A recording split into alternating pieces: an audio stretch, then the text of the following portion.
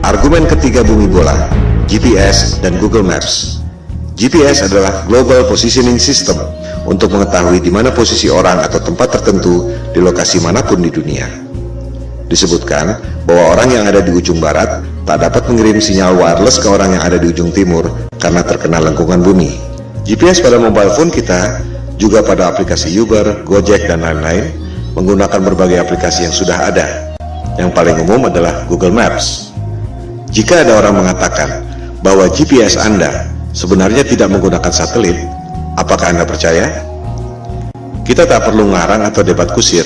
Mari kita dengar sendiri apa yang dikatakan oleh Google tentang Google Maps. Google Maps for mobile has solved this problem with a new beta feature called My Location. Instead of you telling Google your location, Google displays your location on the map with a click of a button, and it doesn't require GPS. Dengar sendiri kan?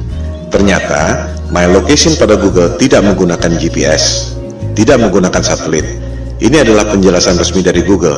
Anda bisa search di YouTube, ketik Google Maps for Mobile with My Location.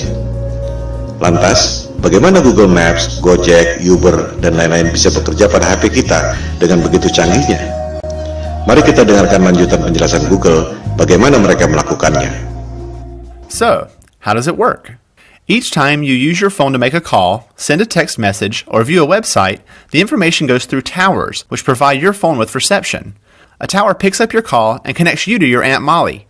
The same thing happens when you fire up Google Maps for mobile. The tower gives you the reception you need to access map information. These towers also help Google display your location. Each tower has a unique footprint. When you access My Location, Google calculates an estimated location of your handset based on the unique footprint of nearby towers. It's not GPS. It's not GPS. It's not GPS. Dengar sendiri kan? Ternyata Google tidak menggunakan GPS. Sinyal-sinyal yang canggih itu diperoleh dari menara Telkom biasa. Persepsi Anda yang mengatakan bahwa HP Anda menggunakan GPS dan satelit lewat Google Maps. Google sendiri mengatakan tidak. Bagaimana dengan Google Maps yang secara sempurna dapat membuat peta dari udara, termasuk atap rumah kita bisa kelihatan? Bukankah itu menggunakan satelit? Ternyata Google Maps dibuat dengan menggunakan drone, bukan satelit. Silakan Anda riset dan temukan sendiri. Semua bukti-bukti ada di depan mata. Anda hanya tak memperhatikannya saja selama ini. Itu yang membuat kesadaran flat earth booming secara eksponensial sejak 2015. Pada bumi yang datar, satelit memang tidak diperlukan. Anda hanya perlu menara-menara Telkom. Hal ini akan kita bahas pada bab berikut, bagaimana USGS mengatur jarak penerbangan pesawat. Pertanyaan yang mind-provoking adalah, jika Anda bisa dapat uang 1,5 triliun rupiah untuk membuat satelit, padahal sebenarnya Anda cuma keluar biaya bikin tower 150 juta, keuntungan 10.000 kali lipat, dan orang tak ada yang tahu, Anda mau atau tidak? Keuntungan 10.000 kali lipat. Anda dagang dengan modal 1 juta, dapat hasil 10 miliar. Mau atau tidak? Saya tidak mengatakan Indosat atau PT Telkom menipu dengan satelit, sebab mereka tak bisa bikin satelit. Yang bisa bikin satelit adalah dia-dia juga, Hughes, Boeing, Ball, Lockheed Martin, dan lain-lain. Jika ditelusuri lagi, perusahaan-perusahaan aerospace membuat satelit itu dimiliki oleh dia-dia juga. Kelompok 1% penduduk yang lebih kaya dari 99% penduduk dunia lainnya. Kelompok 1% ini sudah lebih dari 100 tahun memonopoli bisnis lewat kartel untuk mengontrol harga agar menjadi mahal. Berlian misalnya, harganya menjadi mahal akibat dimonopoli oleh kartel. Mereka membuat ilusi supply dan demand supaya harganya tinggi. Di sektor supply, sebenarnya sumber daya berlian tidak selangka itu. Silakan Anda cek bagaimana kartel De Beers bisa menguasai pertambangan berlian dan membuatnya seolah-olah itu barang langka. Di sektor demand, kartel membuat ilusi seolah-olah berlian adalah kebutuhan manusia. Seolah-olah perkawinan Anda tidak afdol jika cincin kawin Anda tak ada berliannya. Itu sebenarnya adalah propaganda marketing yang dimulai tahun 1940-an. Begitu pula dengan ilusi minyak adalah sumber daya fosil. Minyak adalah senyawa hidrogen, oksigen, dan karbon, disebut hidrokarbon, yang berasal dari perut bumi. Tak ada bukti bahwa minyak berasal dari fosil tumbuhan dan dinosaurus. Itu adalah ilusi yang diciptakan oleh Rockefeller agar harga minyak menjadi tinggi. Rockefeller mengundang saintis ke konferensi Jenewa tahun 1892 untuk memulai propaganda bahwa minyak berasal dari fosil dinosaurus dan tumbuhan. Padahal, fosil adalah benda padat dan hidrokarbon minyak adalah benda cair.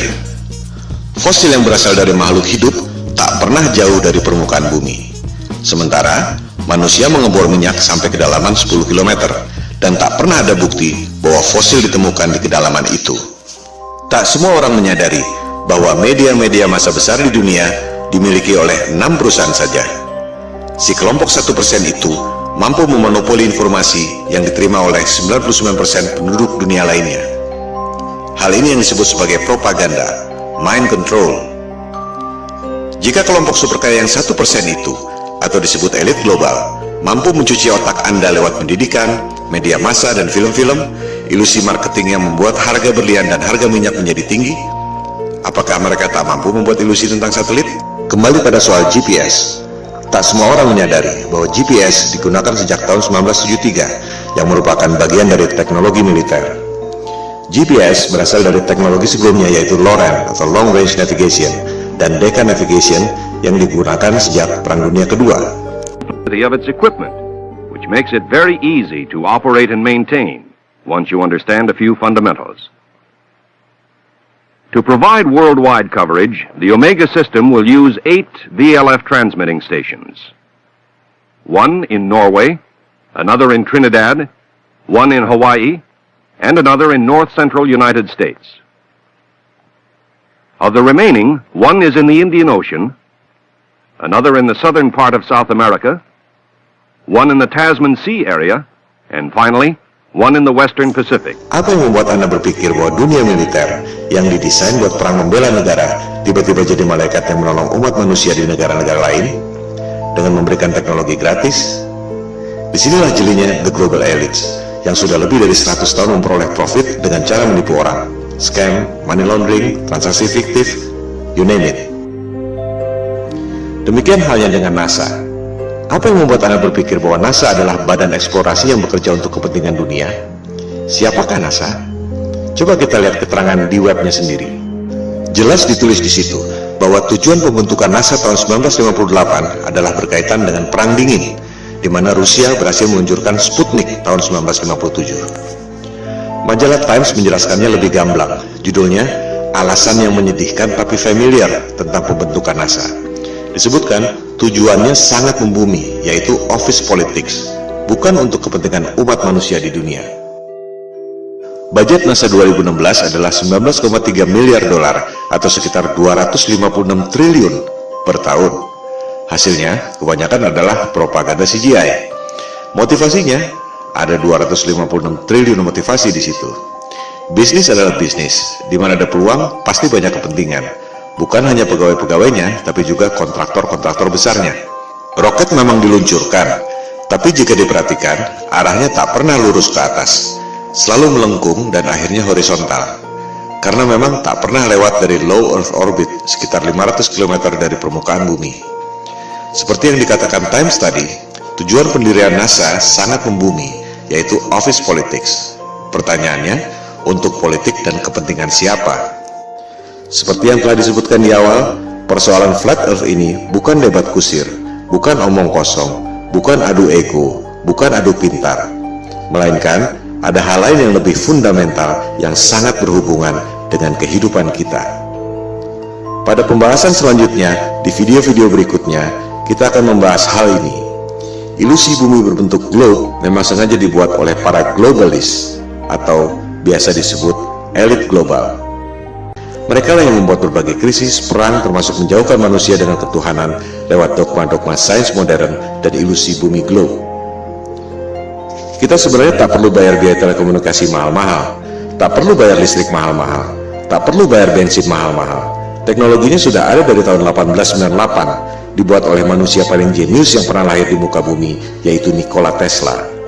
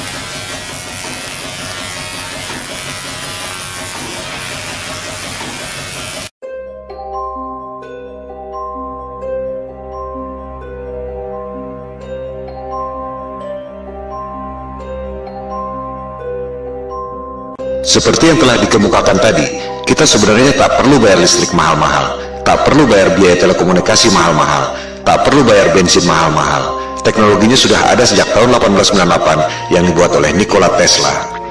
Itu sebabnya ia dikucilkan oleh JP Morgan, salah satu pentolan elit global.